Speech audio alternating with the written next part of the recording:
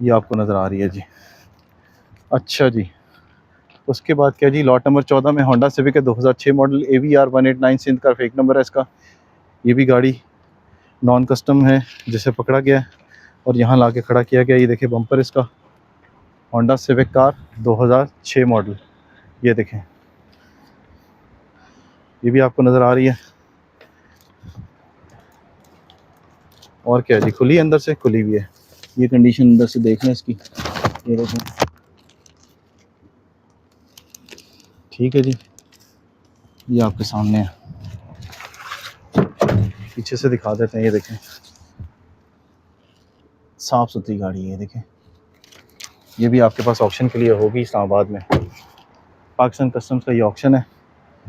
अच्छा जी, Toyota Alford इस बार फिर है।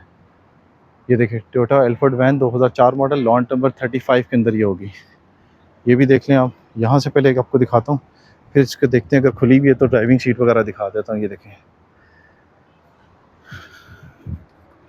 ये देखें, अंदर से कंडीशन देख लें आप।